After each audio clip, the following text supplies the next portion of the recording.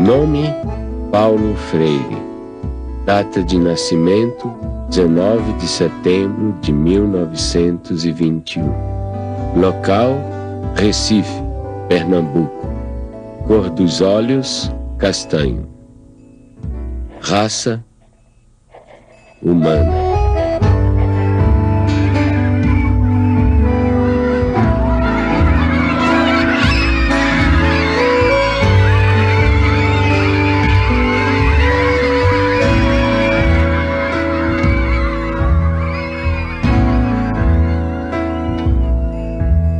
Meu primeiro mundo foi o quintal de casa, com suas mangueiras, cajueiros de fronde, quase ajoelhando-se no chão sombreado. Ali engatinhei, balbuciei, me pus de pé, andei, falei. Eu fazedor de coisas, eu pensante, eu falante. Durante muito tempo, muita gente me pensou em mim ou falou em mim como se eu fosse um especialista em métodos e técnicas de alfabetização de adultos. Não é que eu ache que ser um especialista em alfabetização de adultos é uma coisa inferior. De jeito nenhum, eu acho uma coisa de uma importância enorme. Mas só que a minha preocupação desde o começo era um pouco mais gulosa do que essa. Quer dizer, o que eu buscava já naquela época, nos anos 50, era uma crítica à educação brasileira. Em Angicos, uma pequena cidade no sertão do Rio Grande do Norte, à beira da antiga estrada de ferro, começaram uma revolução. Sua primeira fase durou apenas 40 horas. O alvorecer de autêntica reforma de base que está repercutindo em todo o Brasil e que possivelmente logo envolverá o país inteiro.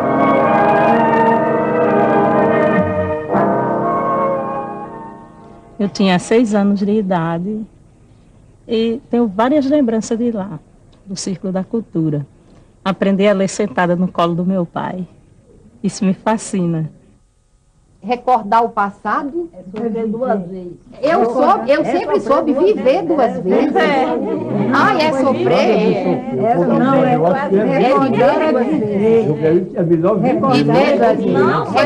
Olha, pela maioria, eu sempre soube que era viver. Recordar o passado é viver. Ninguém mais pode ficar indiferente ao problema do analfabetismo em nosso país. As soluções aí estão.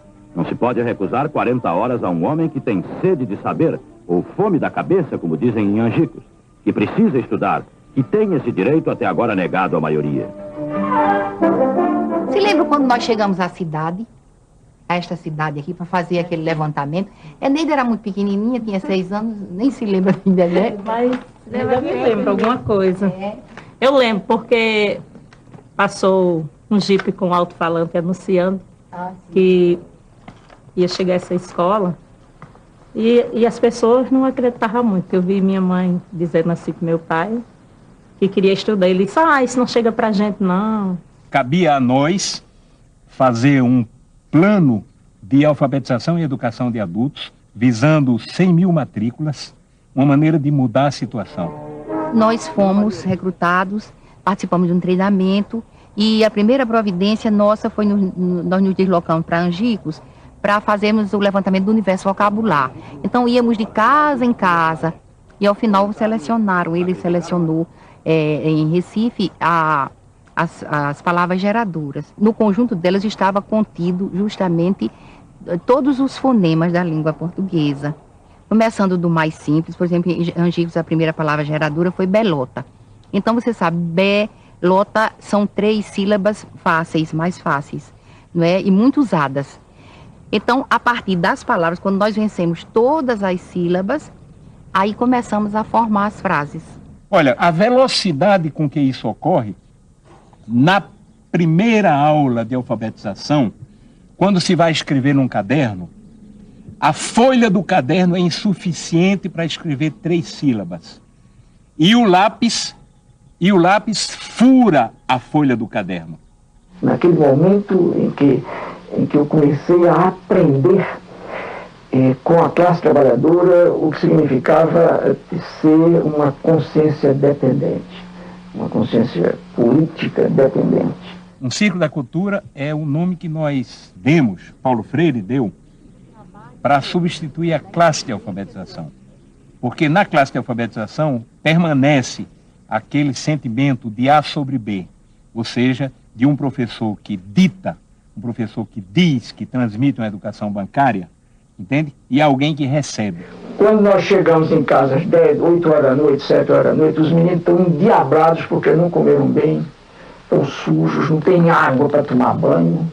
Os meninos estão com fome, chateados, cansados, aborrecidos e impertinentes, e nós não podemos deixar de dormir, porque no dia seguinte, às 4 horas da manhã, a fábrica apita para acordar o bairro inteiro. E aí dizia ele: agora, como é que o senhor vai querer que, com uma situação como essa, a gente tenha o diálogo que o senhor quer? E eu morto, quer dizer, o homem fez naquela noite uma análise de classe que eu não tinha sido capaz de fazer. Noite após noite, 1 hora por dia, aula, que é o voto. Quem vende o voto não pode mais reclamar trabalho. Quem vende o voto é a massa. O povo vota com consciência. A política, né, na época, havia muita pressão, né, aos movimentos sociais, e nós estávamos em pleno trabalho de alfabetização em 64, quando houve o golpe. E quem estivesse naquela escola estudando, quando viesse, aí pegava aquele povo todinho e levava, prendia. Sim. Aí todo mundo ficou com medo, né?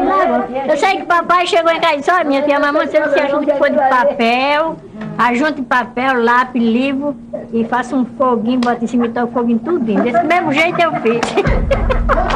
A mesma coisa eu fiz. Eu peguei todo o meu material, que eu tinha os slides, tinha tudo. A pena que eu tenho, se lembra daquele projetor, que era um projetor a gás, que eu ficava até não sei que hora da noite bombando, e a lâmpada Coleman, tive que dar fim a tudo, porque eu enterrei no muro da minha casa. Tenho a convicção de que o Brasil seria outro hoje se essa atividade não tivesse sido interrompida brutalmente, pelas razões que foi, ou seja, para inviabilizar exatamente a emergência desses que o projeto político pretendia e conseguiu que continuassem como excluídos.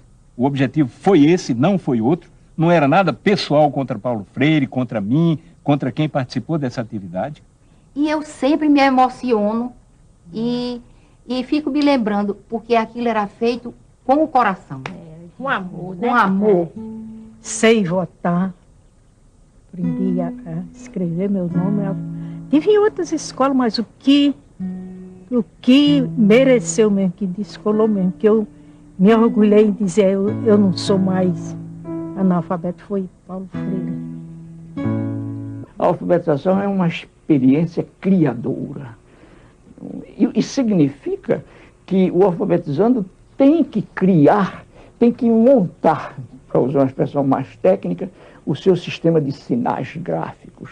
Quer dizer, ele tem que ser, no fundo, o arquiteto desta produção ou desta criação, obviamente ajudado, ele ou ela, ajudado pela educadora ou pelo educador. Para mim, o exílio foi profundamente pedagógico.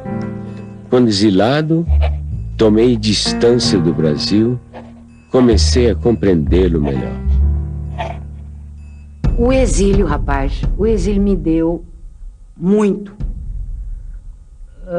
Só que o preço do dado é equiparado, tá vendo? A quantidade que tu ganha é a quantidade que tu tem que pagar. O preço é alto, o preço é e foi alto. Olha, eu só não te diria que eu me sentia destroçado, porque afinal de contas é muito difícil que eu me destroce, entende? Mas eu sofri profundamente. Então havia dimensões da nossa cultura que me fustigavam, como por exemplo o gosto da comida. Nós, claro, tínhamos muita saudade do clima, da gente, da língua, né? Mas a estrutura familiar na questão da comida, por exemplo, do universo, né? Da cultura, nós tínhamos tudo. Todo dia minha mãe arrumou feijão não sei aonde, e galinha de cabidela, que ela ia, achava no mercado Las Vegas, trazia e fazia a jeba da galinha. E fazia. Era uma comida que, se você entrasse, era uma casa pernambucana, era uma casa brasileira. E não há como sacrificar a sua identidade cultural. Eu nunca me senti melhor do que ninguém porque sou brasileiro, mas nunca me senti pior do que ninguém porque sou brasileiro.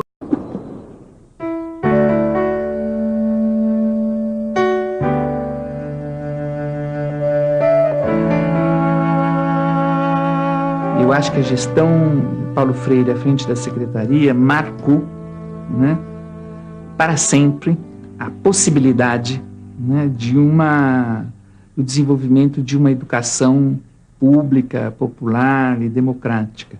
Eu acho que houve uma preocupação, né, muito profunda com valorizar, né, a figura dos educadores e das educadoras da rede municipal. E aqui é preciso fazer um parênteses para dizer que eram considerados educadores e educadoras não só os professores, mas todas as pessoas que constituíam, né, o espaço da escola, a merendeira, o zelador, os funcionários, né? Eu sou um intelectual que não tem medo de ser amoroso.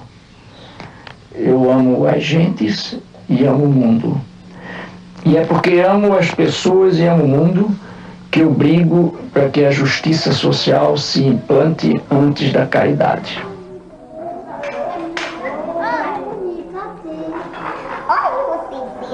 Ninguém começa lendo a palavra, porque antes da palavra, o que a gente tem para ler, à disposição da gente, é o mundo. Eu não tenho dúvida nenhuma de que eu não posso ser entendido fora de uma compreensão da ética em mim e da política em mim. Eu acho que nenhum educador, nenhum pensador da educação está afastado disso.